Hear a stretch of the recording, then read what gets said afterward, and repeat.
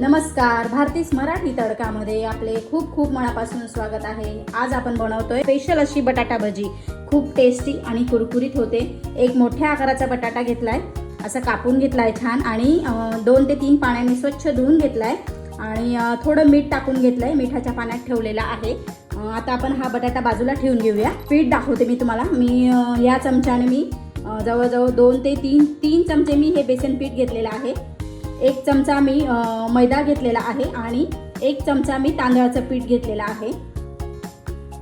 यात आपल्याला आता चवीनुसार मीठ टाकून घ्यायचं आहे। थोडा ओवा घ्यायचा आहे।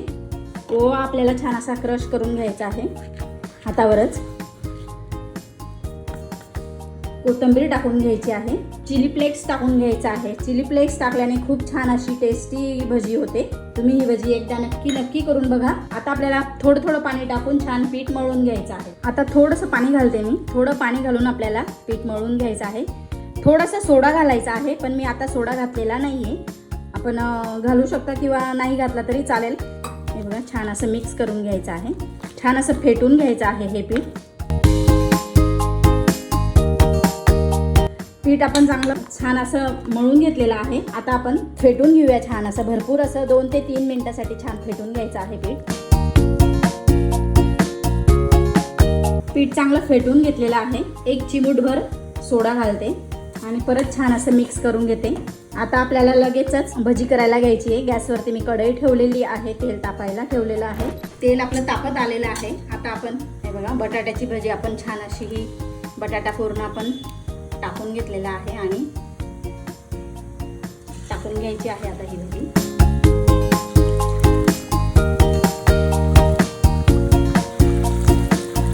बटाटा मोठा असल्यामुळे मी भजी फक्त 4च टाकून घेतलेल्या आहेत। तुमच्याकडे मोठी कढई असेल तर तुम्ही आणखीन त्यात टाकू शकता।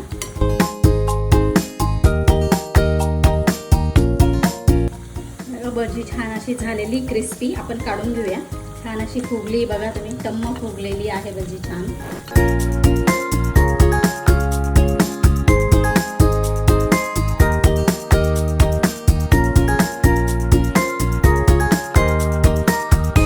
खूप टेस्टी आणि कुरकुरीत ही बटाटा भजी आपण तयार केलेली आहे। अगदी कमी साहित्यामध्ये झालेली आहे।